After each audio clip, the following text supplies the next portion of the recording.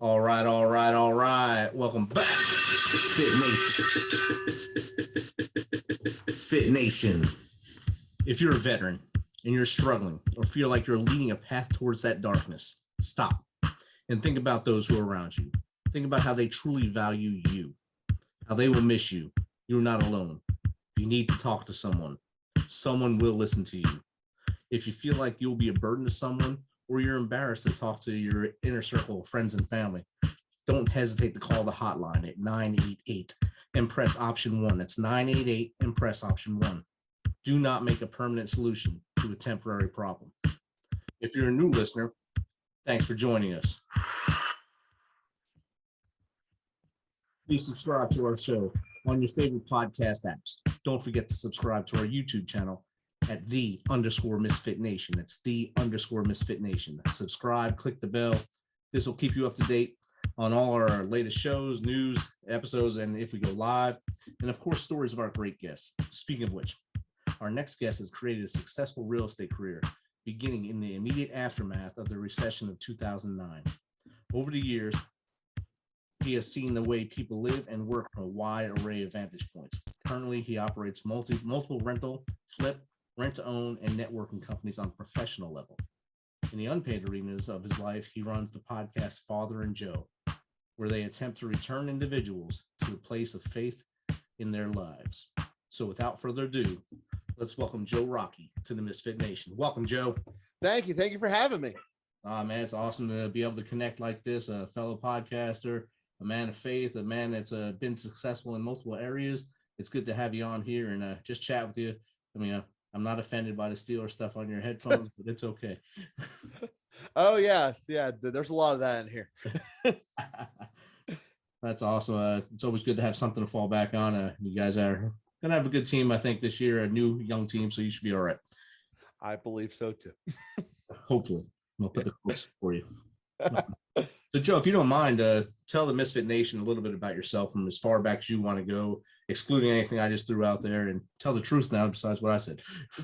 Yeah, well, you weren't wrong. So let's start with all that stuff. Nothing you said there was wrong. So, yeah, like I said, I came out of college with the recession looming. I had a double major in accounting and finance, and I shot some targets down in the beginning of that year before the recession really took in. So some good accounting gigs and said no to them. And when we were in the second half of the year, I'm seeing all of my options I thought I was going to get better just disappeared because the jobs just weren't there. In fact, actually, people who did accept those various positions were getting rescinding letters. So fast forward, I ended up being at a firm that sold life insurance and annuities because they will take anyone as long as you can talk a little bit, because you're only paid if you sell. If you don't sell, it doesn't matter to them.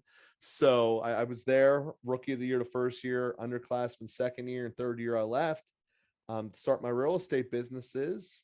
And I did pretty much everything you can do in the worlds of being a real estate investor. I've done flips, I've done straight rentals, I've done networking sales where I buy a house and sell it to a guy who wants to flip it more than I do. And then I've done rent to own. So pretty much all of that stuff along the way you can do. We started the very first flip in, June of 11. So I've been doing it for over 11 years here now. And it's been going pretty awesome ever since. And so that was the first part. And then in terms of what I do with Father and Joe, that began in 2017.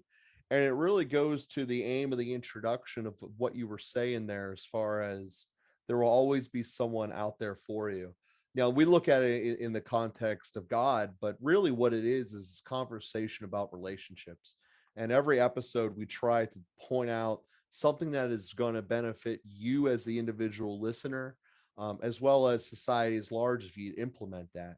So that's really how we drive Father and Joe, to try to give people direct messages that are with actions that you can implement in your life that will make your life a little bit better today than it was yesterday, by increasing these relationship skills that most people don't really think about and or want to improve. And they kind of hit autopilot and just kind of live their life in whatever groove they're at. We definitely see those who just stay with the status quo, I like to call them. They don't want to take the challenge or push down that wall that's in front of them, or that they put up in front of them to keep that safety net that helps them to feel comfortable at night. And I think that handicaps a lot of people that could be a lot more successful in life. It just depends on what their definition of success at that point is, I believe. Well, absolutely. I mean, you're 100% true, and it's a challenge that I see put on me when I talk to people. Say, "Oh, you do a podcast about religion, essentially," and you see all these walls come flying right up because when you talk about God or religion, whatever term you want to use, it people instinctually go to those places inside of them that they want to hide and they don't want ever to talk about in public. But that's not really the way you should address problems. It's not that we're trying to poke a bruise or to point out your failures when you're younger, because the bottom line is we all have those. We all have things that happened a way we wish they didn't, whether it be something we can control that way or not. And really, it's looking at those types of situations and go, with your current mind today, because our mind is always evolving. That is one thing that's true with all people. You don't think about the same things the way you did when you were 12 as you do when you're 22, as you do when you're 32, and obviously so on and so forth. So when we look back at these situations that we're building these walls to protect, why? Like when we look at it with today's mind, was it really that bad, or did I overcome it and things work out all right? And with that being said, if I already have this skill set of becoming better and addressing life's problems, what makes me think I can't handle this one here with wherever my mind's at this point in life? So there is no need to put up those walls and barriers, especially with relationships within our lives. Definitely. I agree 100% with that. And I think that has stopped a lot of, especially in the last 2 years when people became just enclosed in a box and talking through social media only. They forgot to actually how to communicate with a human and or a live human, I should say. They talk to an avatar, they talk to the person that's in the box in front of them, but not. Yeah. So they're a lot braver behind a computer than they are when they go out to say, let's shake hands and have a cup of Joe. They don't do the same thing. Absolutely. And to that point, I mean, that was kind of the impetus that got me to want to start doing my podcast in 17, was because the transition between Trump and Obama, it seemed like the whole country either became Fox people or CNN people. At least on the internet, that's what it seemed like. The reality is more people didn't care than ever. But if you go on the internet, it all became this divide. And no matter where you look in human history, anytime a culture has gotten a divide where one side will not talk to the other side, it has been a giant problem. And almost always it has ended in one of three scenarios. When it gets to the worst case, they go to war with someone else, they go to war with themselves, or they do a genocide, which is just the way of saying a really one-sided war. That's basically what happens when you fail to be able to communicate with each other. Thankfully, I'm glad that we have this ability to have communication like this. And I'm glad that we have, at the end of the day, capitalism to overcome that, because in capitalism, it doesn't matter who you are. Your money spends just as much as some other customers. I want to make you happy. I want to make you a customer. We're going to make this work. And I really do think that at the end of the day, capitalism can be a solution, not the only one, but can be a solution to getting past these divide problems. As Michael Jordan said, Republicans buy shoes too. So why should I make all these political statements? It's a fact. So why divide? Why cause division when there's ways around that? And that's really how I try to approach my business and life overall. There's plenty of my clients, my tenants, that don't agree and definitely did not vote the same way I did, and I'm okay with that. And there's plenty that did. It didn't make them a bad or worse tenant. What makes them a good or bad tenant is, do they uphold their end of the agreement, which is going to be a case by case basis. And I like when someone was, especially when you said the period right after Obama and Trump did the transition, and we had that basically the parting of the Red Sea there. A lot of people thought if you were on one side, you would not talk to them, or you shouldn't talk to them. But I would, I guess, like Sweden, I'd go and just have coffee with anybody, just talk to you.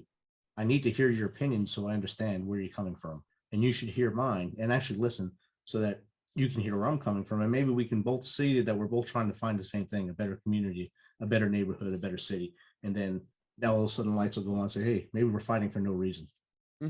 Yeah, I mean, absolutely. And the fact that we're not doing that is how the states dealt with COVID. I mean, it's the biggest case in point, because if it really were each of us trying to talk to each other and figure out, we would have seen effectively 50 different solutions of how to deal with the COVID situation, not two that were strictly determined by what party your governor was in. It's pretty black and white. The Midwest stayed open and the coast closed down.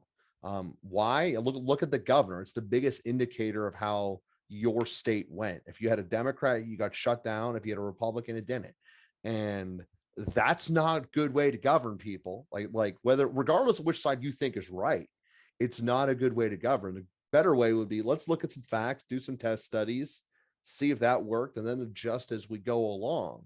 Because you also can't tell me that states like Michigan and California have the same weather when we know that weather affects this disease. Like, I'm pretty sure lake effect snow makes you inside more and you get it inside. So why are they shut down? Or say this another way, why is the place with the biggest beachfront property in the world shutting down the same as the lakefront area, or as the snow area? So pretty common sense question that should be allowed to be asked every once in a while. But so I would understand if there was geographical concerns about the way we dealt with it, or any problem. And I just use COVID as an example there, but you have to be willing to do what you said, talk to the other side, find out what's going on, because at the end of the day, there normally is common ground. There's not common ground with every culture in the world, but there's probably common ground between you and your neighbor, you and the guy who's also in your building where you work at. So there doesn't need to be divides. And the fact that the internet is just trying to turn the other side into Hitler so you don't need to talk to them is not the way to build a society. Just end of story. Exactly. And with that, let's go into your day jobs. So yeah, jobs you have. You said flipping. Were you a hammer, knock down the wall guy and rebuild, or just the sales side of it, sell and resell? I was selling. I did both. So I have sold and resold properties we've done absolutely zero work to, and I've done that with properties that we've completely overhauled. That being said, I had no idea how to fix anything when I first bought my first house that needed a lot of work. And the crews kind of took me for a ride, because when I began, I figured I was going to be dealing with adults who were going to do their word and do what they said. And I very quickly learned the hard way that that's not the case. And most people who start doing flips don't realize that there's a different element of being a manager with someone in that capacity, and especially if you've never managed anyone before. And there's even a bigger element, which scares a lot of people from running their own business, of living only on commission. Most people would rather get paid vastly less, but if they know it's coming every Friday, I'm going to sign up for that, than the potential of getting just one mega paycheck, but I might not know when that's coming, or ever get it, quite frankly. I mean, that risk's there too. There's always the risk of losing money, which I did on my first one because I didn't know what I was doing at all. It was bad.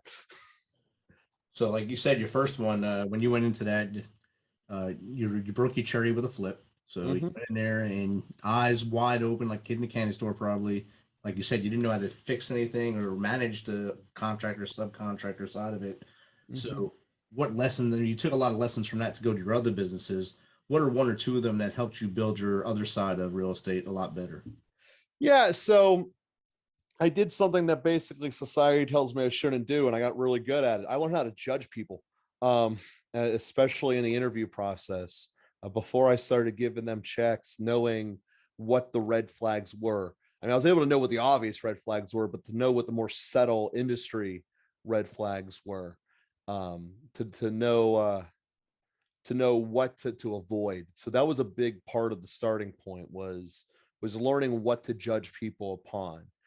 Not the superficial parts, but the actual, what is, when they're here 2 weeks from now, what is it actually going to look like? Am I going to have a bunch of people working hard, doing it stuff, or is there going to be two guys sitting around while there's maybe two guys working and there's two guys on a lunch run?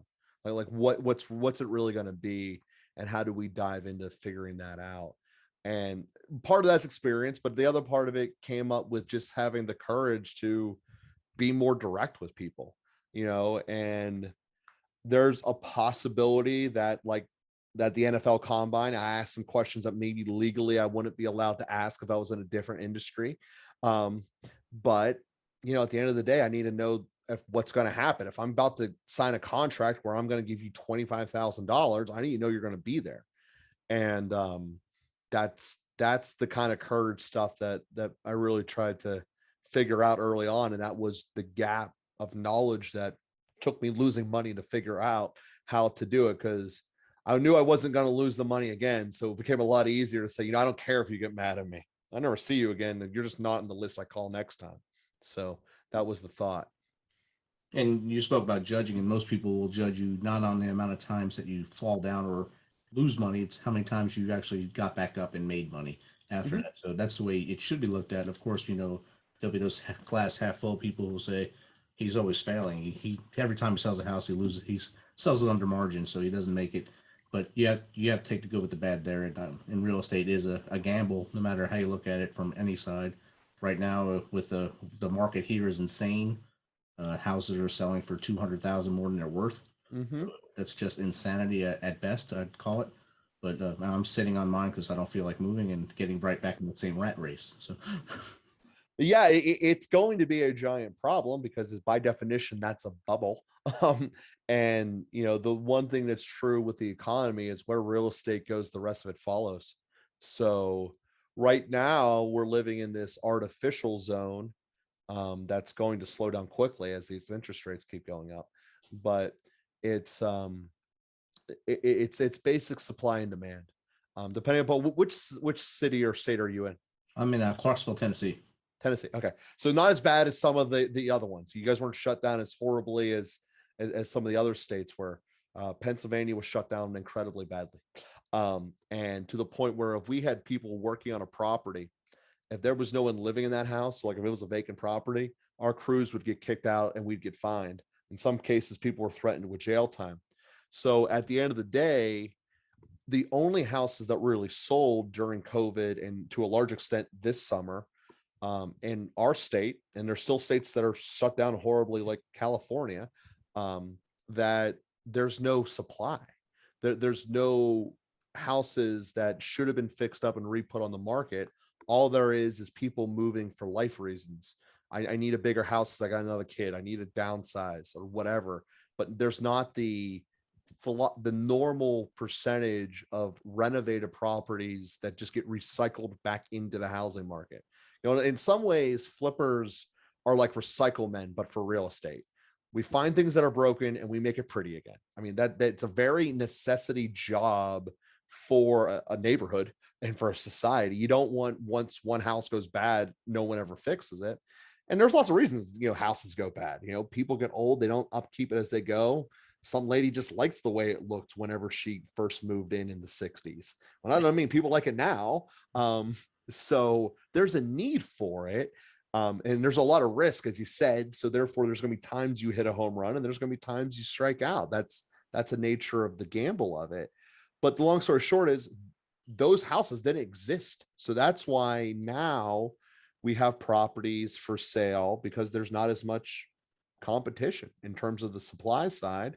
And the other part of this is foreclosures aren't really allowed to happen right now, because when the courts got shut down, they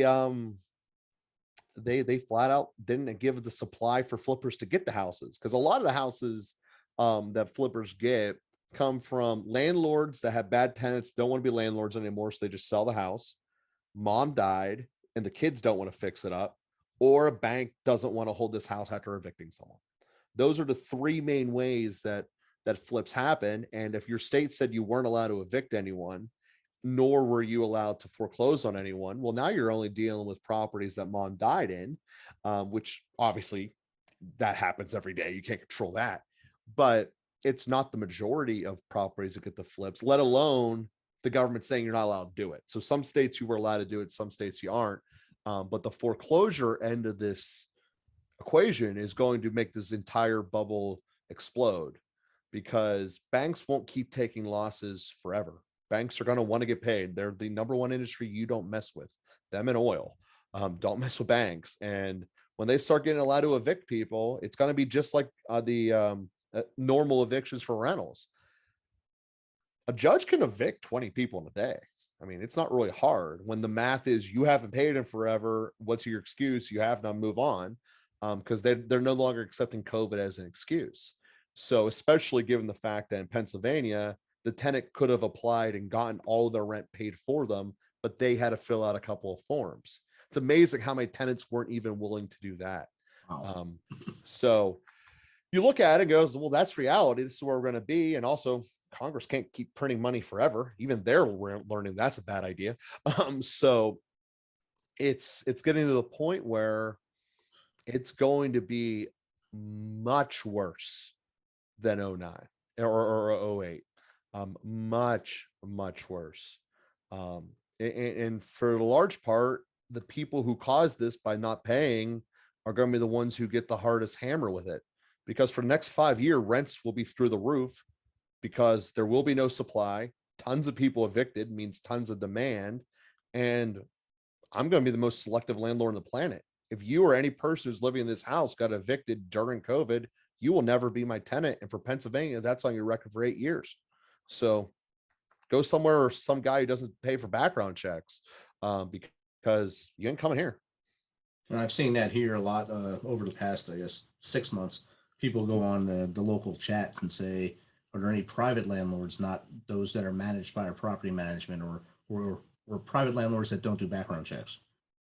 Because my credit's bad and I have the cash, but my credit's bad. Those are two. I mean, that's red flag for me. I'm not a landlord. Yeah. Well, my rent to own side, I deal with a lot of people who have bad credit, but I still check to see why. So in my rent to own side, it's mostly people who have no idea how credit worked when they were young, or their divorce attorney told them to kill their credit out of spite. So I end up getting a lot of single mothers that are in a state of just complete flux of their life because they're going through a divorce. They got to find a new house. And they want a landlord who's not going to micromanage them, with the opportunity of this being my house forever. Because I tell people, this isn't going to be a landlord tenant relationship. This is a buyer seller relationship. At the end of the day, I'm not going to come bother you. You can paint your girl's room Barbie pink, Batman black for your kids' rooms. I don't care. But at the end of the day, it also makes you responsible for shoveling the snow and cutting the grass and all that fun stuff. So it's a trade-off. You're getting a whole lot more privacy, but you're also become responsible for the responsibilities of this property. Right. In 2008, when the bubble burst the last time, I was in Korea, so I missed it. I came home in 10, and it was kind of I was about to go again somewhere else right away. So I had just rented a house and came back, and the guy was real good about it. He's like, "Oh yeah, you guys can stay." And all of a sudden he called and said, "I'm coming back in 30 days. You got to be out." So, whoa, all right. So I went on a run to get off my anger, and we found a house that was getting built. So I put a bid on it. We won it, and that was 2010, 11. I mean, it was 2011 when we actually bought the house, and we stayed in that until COVID. And then my wife wanted to move a little further outside the bubble of the city, so we went for a drive again, and we found this place. So I put that one on the market, and I didn't think it would sell. I said, it's not going to sell. People are not working, not doing anything. I went on a trip. My realtor called me, "Hey, you got a full price offer." I said, "You're joking, right? Am I getting punked right now? Is there a camera on me? What's going on?" And she said, "No, it's real. You got an offer." I said, "Let's take it." The owner of this place already said yes. I said, "We got it. It's 1 for 1 in 30 days. Let's get in there." But that's like a magical thing to happen like that all at once within 2 days. Both offers being accepted and both things starting the closing process. So it was pretty cool for us. That is cool. Yeah. Not too many people are able to thread those needles like that. It's very challenging to do that. It was. I thought I was getting punked for real. I did not believe it at first, but it was a happy ending, I guess. There you go. Yeah. Yeah. Then my daughter, she would decide she was going to buy a house not long after that, and hers, a little lower income rate there. So that level of housing was going. By the time they even put the MLS in, it was sold. Wow. So she'd go to look at a house and it was already sold. So she couldn't. I said, "You need to just take a day off. As soon as they tell you to go look at, thumbs up, thumbs down, walk away." And that's what they finally had to do. Yeah. Again, and that's just basic supply and demand. There wasn't enough supply for the amount of people out there. And, on the one hand, it's for people who are going to operate in terms of the banks, giving out lots of line of credits or lots of adjusting rate mortgages. where people's plan is just to refinance it, this is where it's going to be a problem, because your appraisal you're going to get 3 years from now, it's not going to be as high as what it is today, no matter where you are. And then it's more so true the more your state was shut down. But it's a big problem. And the bigger problem on the national perspective for banks is all of the expensive cities, or at least the most expensive cities you can think of, are all in states that really got shut down. California, New York, Chicago, Philly. You go through it, there's going to be some problems with some ramifications for that, from a national perspective. And I really hope the worst economic sentence I ever heard in my life doesn't pop its ugly head back up, which was too big to fail. Oh, yeah. No, that don't exist. Anyone can fail. Yes. And just buying out people who paid you to become president is not an acceptable answer. And both of them did it. Bush did it and Obama did it. That's not a party line thing. Both of them were equally culpable in horrible economic policy. Definitely. And all those states you mentioned, they're all flocking to here. All the people that are seeing those states are coming here. So yeah, you got a large influx of Californians, Michiganders, Northeast. Name any state in the Northeast, they're coming down here. So it's kind of crazy now. Yeah, I went down to an LSU Alabama game, and I got to tell you, first time ever, I was like, I could live in Baton Rouge. I was like, I'd never been there before, but that was possibly the greatest tailgate I've ever been in my life. But it's true. It's all those states that have an SEC team in them. Let's rather be there. And I just hope you don't get overwhelmed and stupefied by the rest of the country. We do too. Oh man. So Joe, if you can give a person starting out in real estate investing, flipping, whatever part of the real estate world, 3 bits of advice on how to get in, stay focused in it, and become successful, what would that be? So you need to know what you're good at in the starting process. And like any business, this is going to be all about sales. I mean, every business is about sales when you really boil it down to it. And there's 3 elements of sales. Do you have enough people coming into your donut shop? Do your donuts price at the price where people want them? And then when people finally get the donuts, are they going to come back and like them? So if you look at it from that capacity, those are the 3 umbrellas of sales. The first one is, are you looking at enough properties where you'll be able to buy it at a low enough rate? The second part is, are you able to negotiate that low enough rate where you can consistently get it? And the third one being, with the property you just acquired, are you able to turn that into appropriate revenue by flipping it, selling it to another investor, or renting it? Because those are basically your 3 options. So figure out which one of those 3, ideally 2 of the 3 that you're good at. Because most people are only good at 2 of the 3, and sometimes only 1 of the 3, which is fine. But you need to find partners that can do the other elements. So for me, I hate the process that fills my calendar. I am not good at it. I've always hated prospecting. I like being in the field, talking to people, looking at houses, talking to them about what went on here, all of that fun stuff.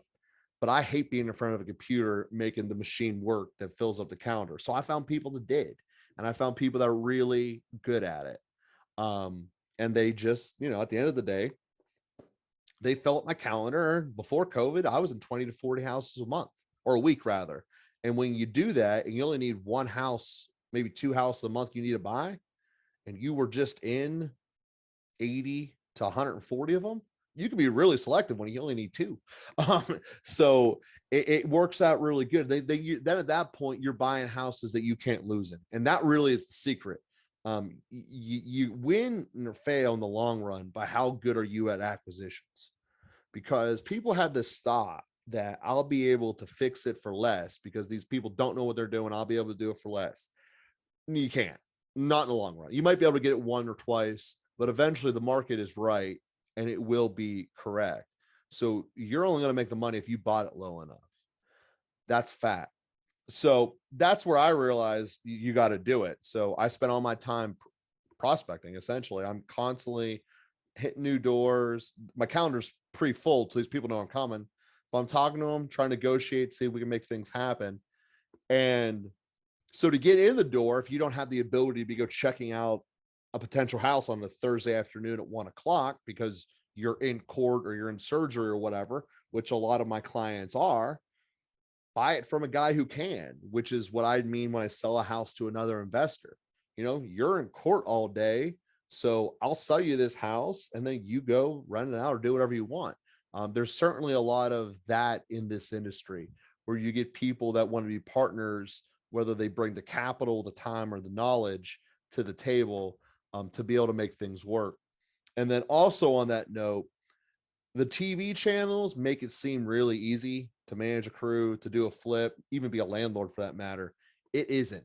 So if you have no idea how to do it, find a person who wants to be an equity partner in doing that with you. And the reason I stress an equity partner instead of a sales management company that you want to hire is because sales management companies typically get paid for placing someone and then get paid very little on the residual monthly, which means they have a better investment actually to have tenants churn over and over, which is the last thing you want as a landlord. You want have tenants in there that do what they say and they will do it for a long time.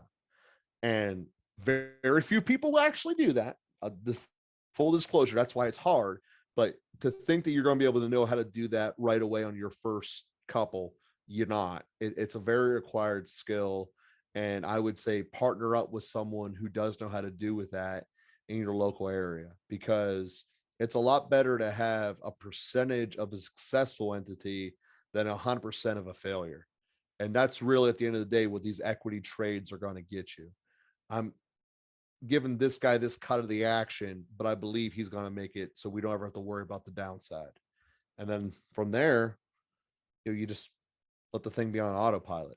That's the real goal, is to be able to have a system in place to where it can kind of take care of itself.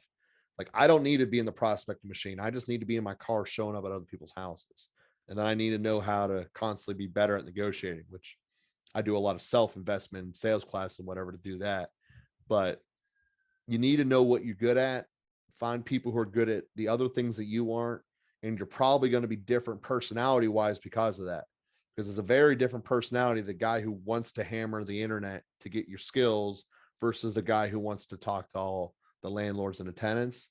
And also, I guess as another example, be ready to live on commission. I would say go all in. I know most people won't, but go all in to that lifestyle of it's either going to live or die, and I'm going to have to make it work. There is no alternative option. Again, most people will never do that. That's the scary part. That's why a lot of people don't become business owners, but it's what I would say to do. That's awesome. And that's that's the most in-depth advice I've had here. Usually I get they're rattled off real quick and it's hard to grasp, but I can grasp what you just said. So I think anyone listening can grasp it as well. I hope so. Sorry for going too long. Cut me off. I'm going too long. Sorry about that. Good. I was learning. I was writing notes.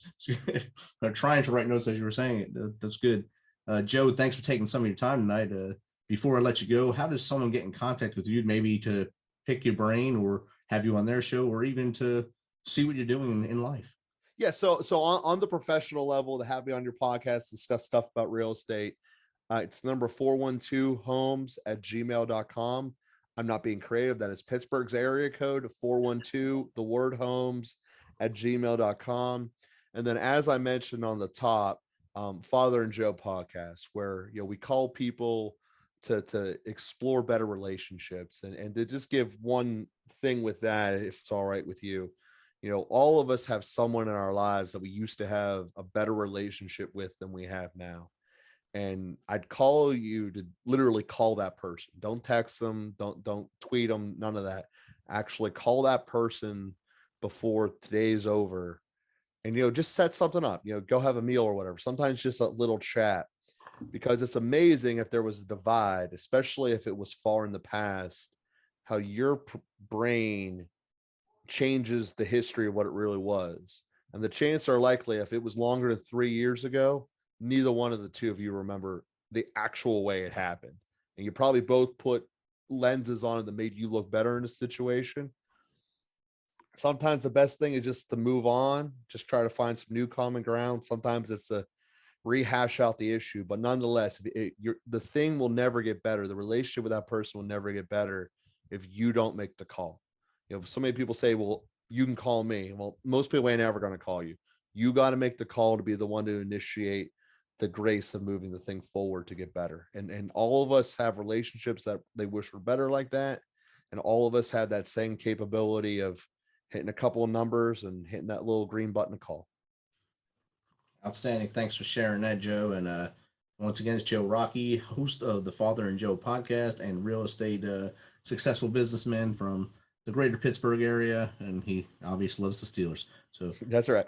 Thanks again for coming on, Joe, and you have a good night. Perfect. Thank you.